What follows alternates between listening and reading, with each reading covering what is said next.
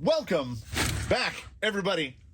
Welcome back to the Canyon. Welcome back to another installment of the Quick Views.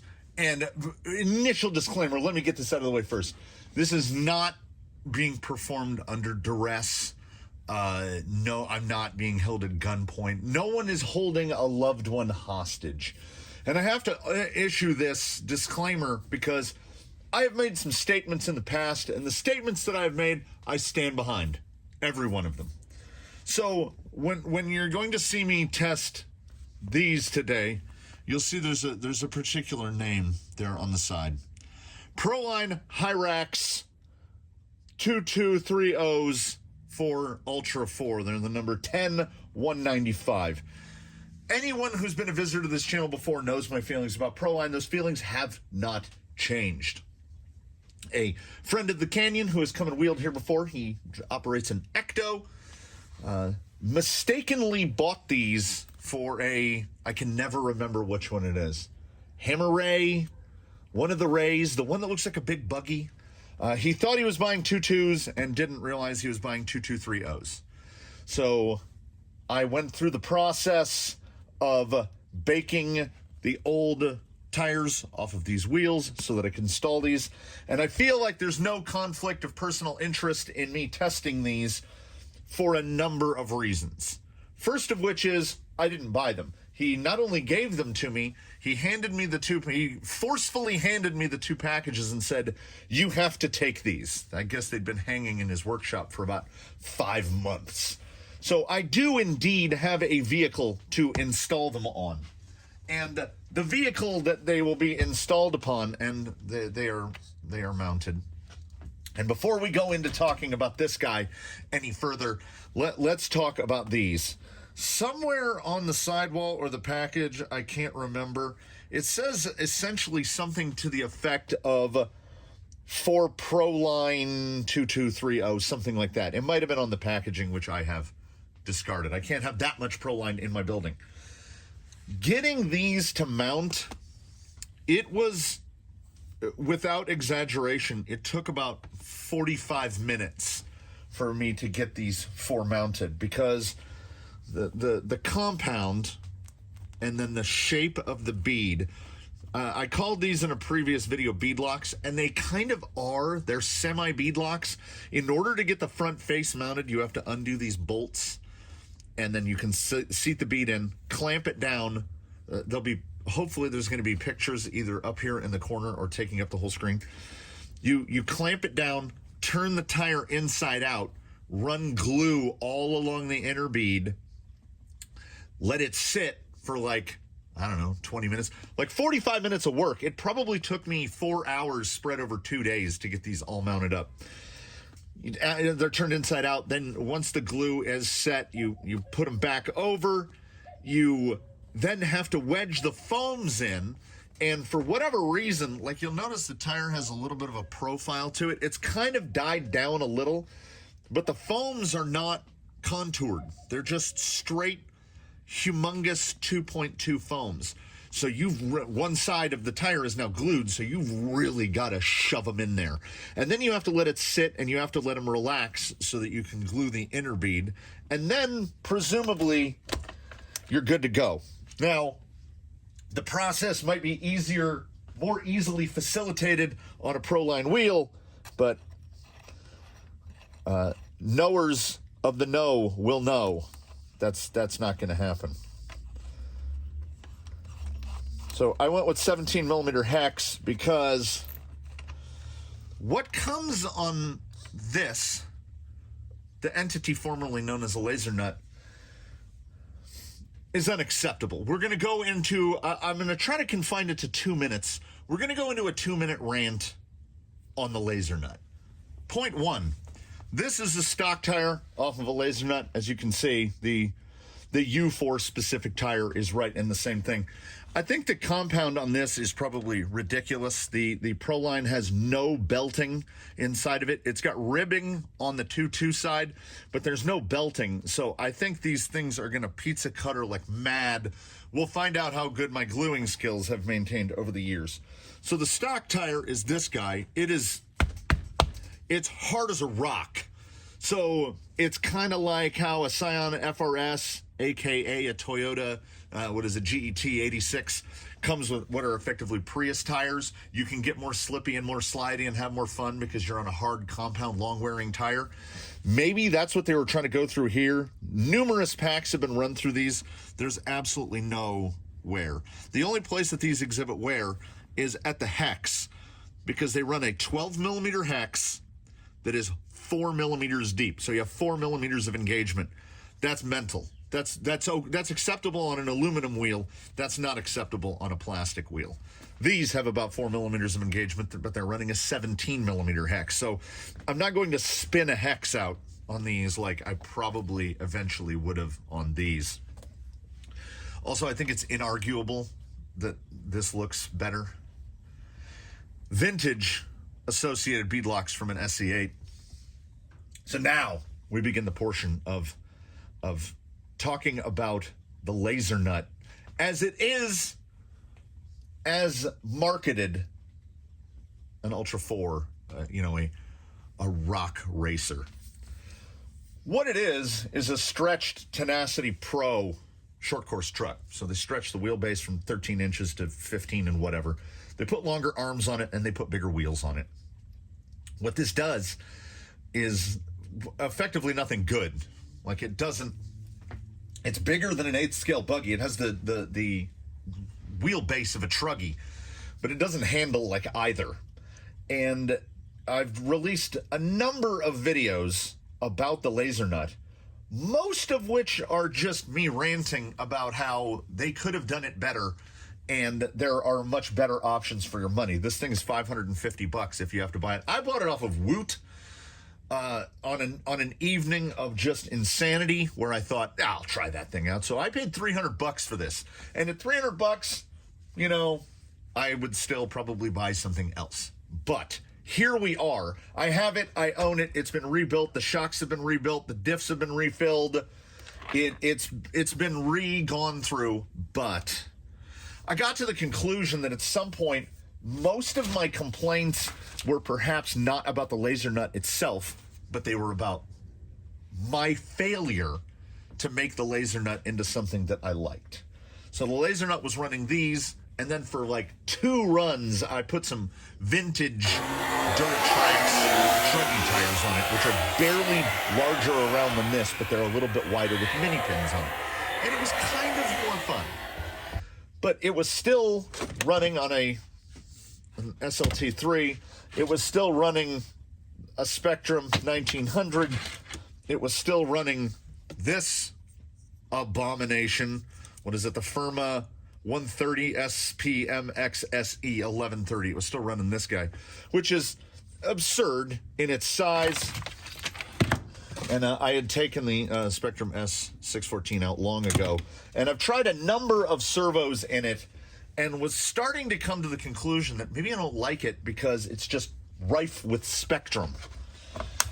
So yesterday, while setting it up in preparation for this video, I made the changes that I hope, because you never want to make just one change at once. That's crazy. You got to change a whole bunch of stuff. So it's got a big Turnigy Long Can 1900. It now has a Hobby Wing 120, 10PL 120, so it is limited to 3S. It's running a Holmes Hobbies SHV 500 V3, so the steering is a little bit fast.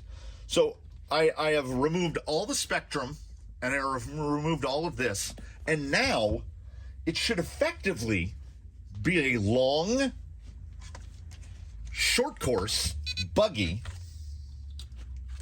with big tires on it. And, I mean, the steering is... the stock servo was a little slow compared to that. Now, where I think problems might arise, and this is where we transition back into... Wait for it to reach its crescendo. Where problems might arise, I think, with the Pro lines, we're going to see. The proving grounds, the vintage proving grounds, the area has shrunk dramatically as rock crawler obstacles take over. So we don't have the amount of space we used to whip one of these things around. I think I still have the space for it, but where I think problems might arise is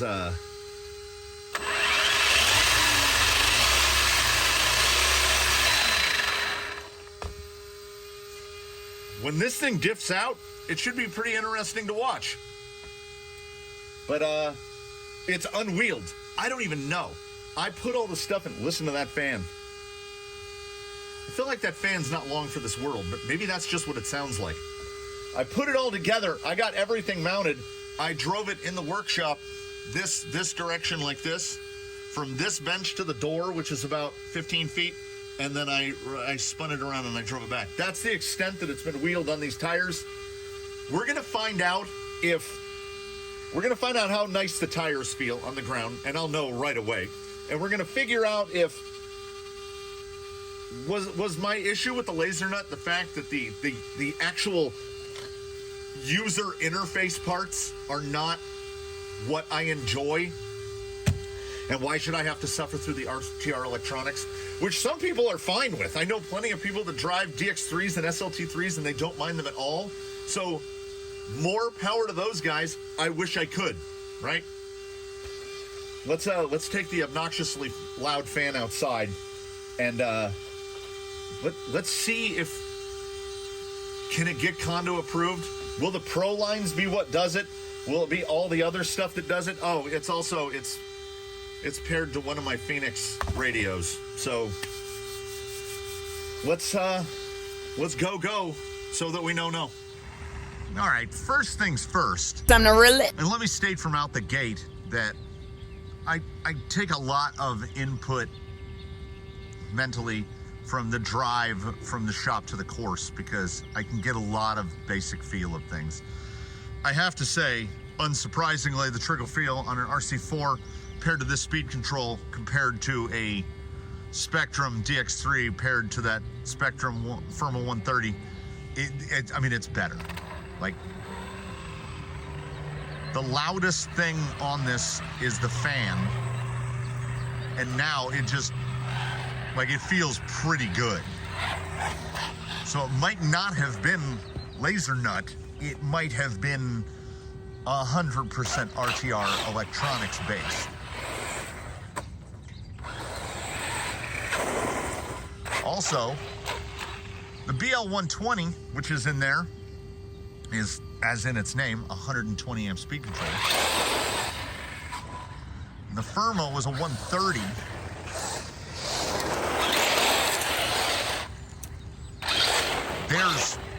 There's way more zazz, like way more. Now, I don't know how much of that we can attribute to the additional grip of the tires. But I will say this, we're just mushing around in a circle here.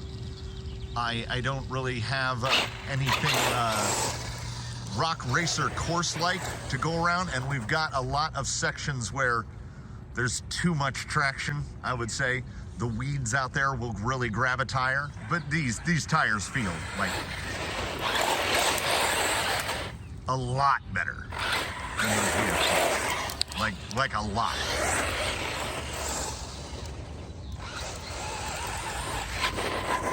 A little nose wheelie there. So, quality of life, let me see if we can do the stoppy. Quality of life improvements are substantial here. I think the sidewall, I don't know. Is it the side? There's definitely something. It is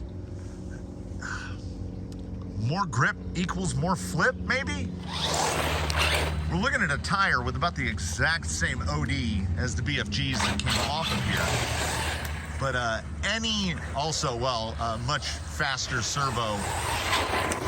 This might be an instance where some dual rate is in order. Is it too much steering now?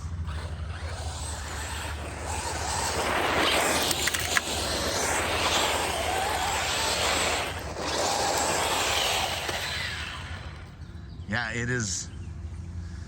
I can recall going through full 3S packs on both the BFGs and the ancient Durtrex Treggy tires and never flipping this over once.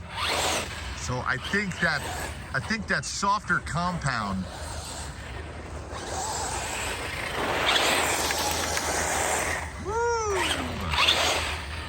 I'm trying to get it right in here and see how big I can get that inside tire. I mean, that was like 2 miles an hour.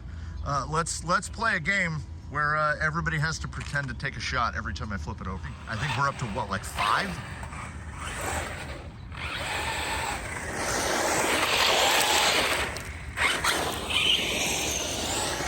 I'm trying to get the hang of it. I like the ability to stop it. The steering,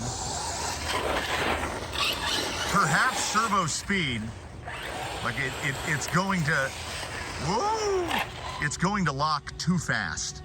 Like, I want to say the endpoints from when I'm setting the endpoints on this steering servo, I think it's like 38% left, 44% right.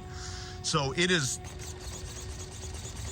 so we're not throwing anywhere near 180. We're throwing less than 90. So this guy is like, what, 0.01, 0.1? I mean, I don't even know. There's full lock. There's full lock. Maybe too fast? All right, so I just turned steering speed down to 75%. Let's see. Well, there you go. I genuinely did not anticipate this episode to include so much walking.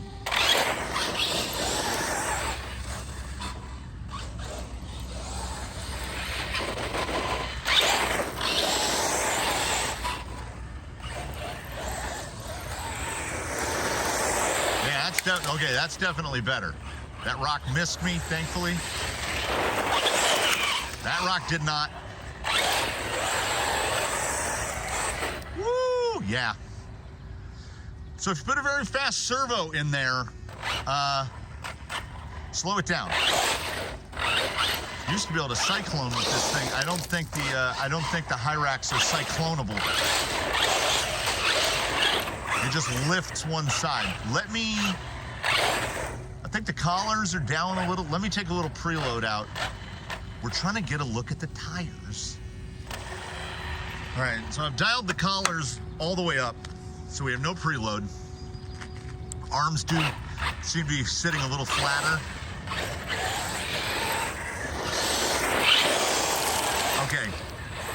Okay. Generally, that doesn't make as radical of a difference.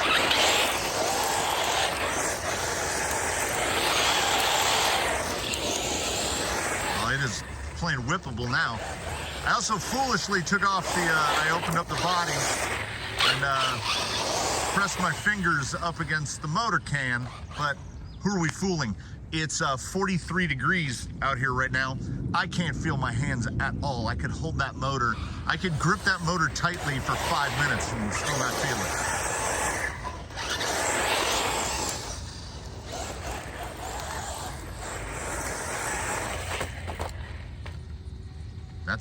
That's positive. I was worried that preload out of the front was going to make it more divey.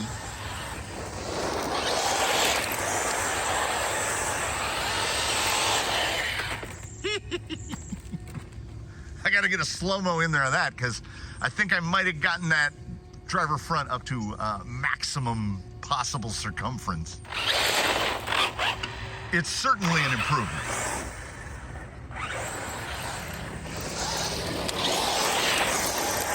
Those BFGs are not good for much.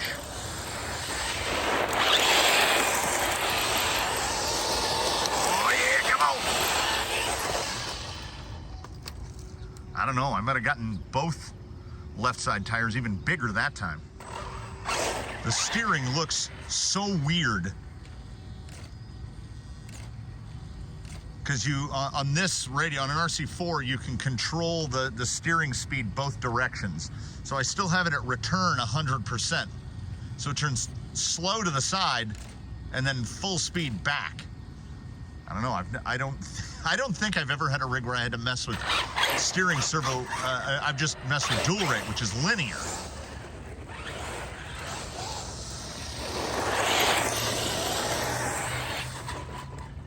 So what we've got here is I think a tire that is certainly a quality of life improvement. I don't know what they cost. I didn't bother to look it up. Them being Proline, I can just assume it's too much. And you know what I think about them? I think that they're fine. I think the improvement is not what I would classify as dramatic.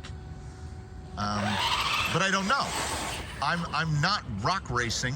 I'm mushing around in figure eights. I know that some setup changes were required to really kind of open them up. That didn't flip over, which is nice. You can counter steer. Yeah. I don't know. Am I into double digits? I have to be in double digits by now. So all that's needed, apparently, to make a laser nut palatable to me is radio, servo, speed control, motor, wheels, tires.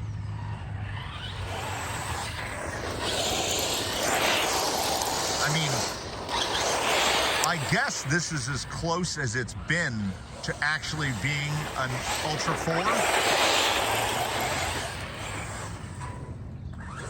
It's got Ultra 4 specific tires on it. And they are better. But the bar set by the BFGs is so low.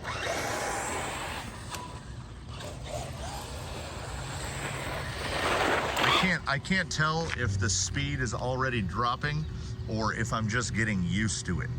We have been at this for about, I don't know, 10, 12, 13 minutes, something like that. My intention was to just kind of ramble on until we get to dip in the pack. Woo! I could have zanged the zung a little sooner there.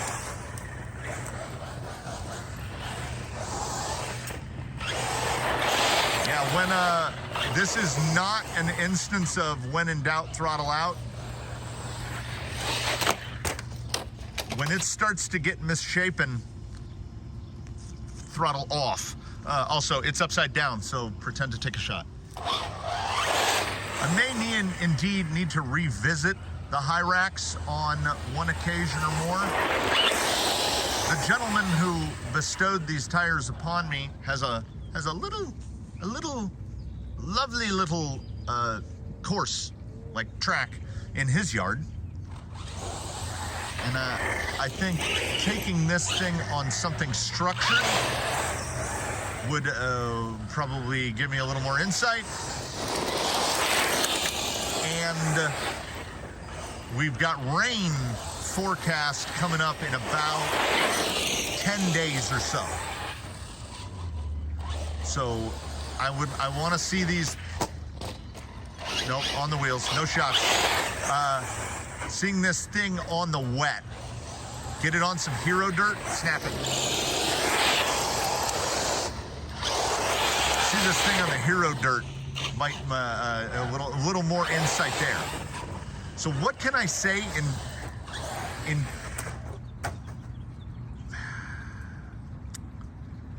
it's only rolled over near me, what, like twice? So what can I actually say about the Proline Hyrax U4 in terms of a quick review?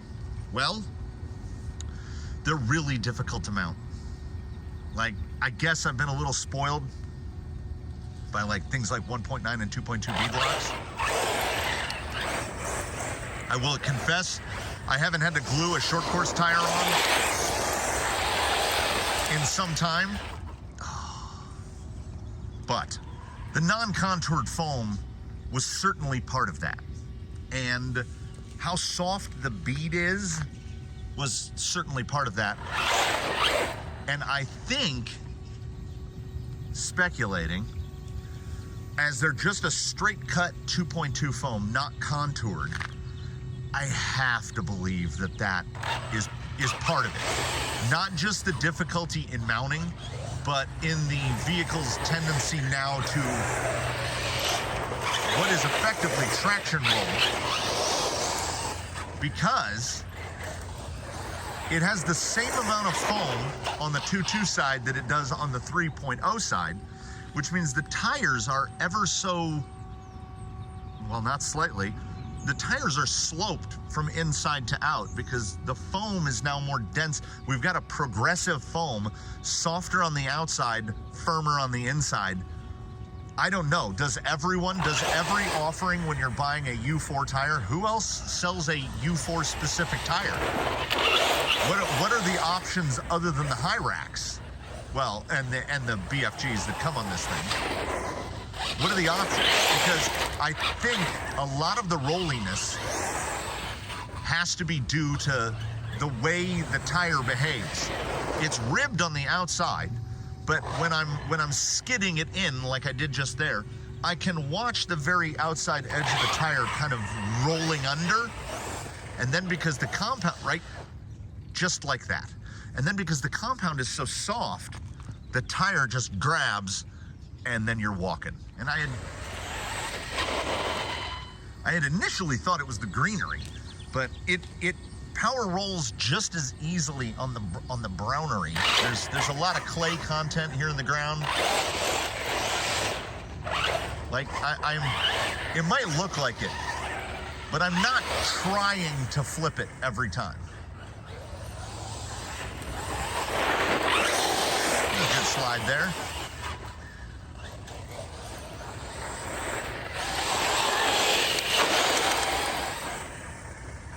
It just, I mean, I'll say it. I'll say it, not just for the video, but I'll say it because we must embrace our truths.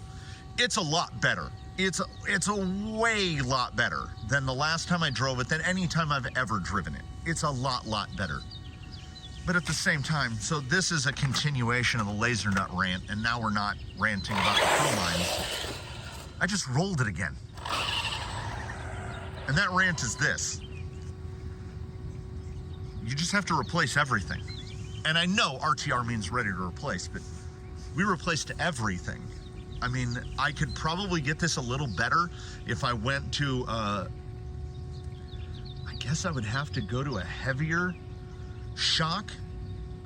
Maybe something with an even bigger bore. I can't really motor down anymore. This is 3S through a 1900. And it's, as far as I'm concerned, it's at the limits of usability.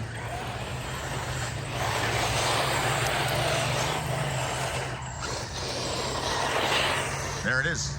And there it is, and there we are. So I don't feel like I'm in any position to recommend the ProLine Hyrax U4, primarily because of my long-standing feelings about ProLine tires, which I'm not going to bother to get into. I think they're fine. I think the uncontoured foam, I genuinely think it's a problem. This thing is now a flip monster, but with the replacement of all the electronics and the stock tires, it's definitely more fun to drive than it was before, but it still doesn't set me alight. I don't know. This is one of those things, you know. There are some things that you can keep throwing money at it to try to make it into something that it isn't, but I don't know. If you love your laser nut, God bless you. I wish I could, but it just, I want it to be more. I don't even know if does this classify as a quick review of the U4 ProLine Hyrax. Non-contoured foams, they're tough to mount. They're probably really expensive. I imagine they have to be, what, at least 40 bucks a pair? At least? I don't know. Take from what you will, everybody. It is all content. This quick review is done. That battery is done. I'm done. There's dirt everywhere. These things do a great job of throwing dirt everywhere. Might have gotten a little voltage bump back in. Let's see if I can get the battery to die when it's all the way as far away from me as possible. Oh no! we seem to be okay. Woo-hoo-hoo-hoo. All right. Thank you for watching, everybody. We will find out later if there were any negative repercussions of that. Thank you for watching. Do comment below. I do love, I love the comments in defense of the laser nut, and I love even more the comments that say I'm using a laser nut wrong. They really do. Those comments pass the condo test because they do spark joy. Everybody out there, that right there, that's a toy car. I don't think there's a wrong way to use it. I watched a video of a guy jumping a TRX4 like over a street. It's a TRX4, that's a rock crawler. There's no way to do this wrong. There's just, you can only sink so much money into something trying to make it into what you want it to be, right? I don't know what this is. I just know what I want it to be, and I want it to just be fun. And it's gotten closer to fun, for sure. But there's a lot of walking. And with the shape of the body, it's not, you're not flipping that over. You got to walk over there and boot it. How far was I through the outro? Halfway? After the commenting, like if you liked it, like it if you didn't like it, I don't know. Subscribe if you haven't. This is the kind of stuff we do, and others. We do offer channel memberships, and you know, the ability to do stuff like this. I never would have bought these tires. I still wouldn't, but that's a me thing. I leave it up to you. I think most importantly to know, they're difficult to mount and the foams are not contoured. Yeah, we'll leave it at that.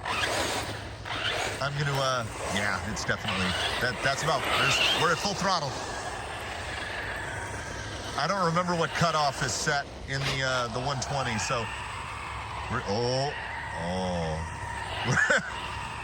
he's getting real sleepy now. Thanks for watching, everybody. We'll, back to more, you know, crawler-oriented content as soon as possible, really. Oh. Okay. He's gone to sleep. Have a good one, everybody. We'll see you next time. Post-scripty after-action report. All of the beads held-ish. We've got blowout across the front line about halfway around fronts and rears, but the metal bead lock appears to be holding. The rears are mostly fine. There's some loose spots on them across. These were glued about 24 hours ago. Most importantly, what we'll note is right here, if that will focus. As you can see on the motor, we've got spots up to about 85 degrees, 90 degrees. I temped it immediately after driving in, and the hottest point on the motor I got was 96.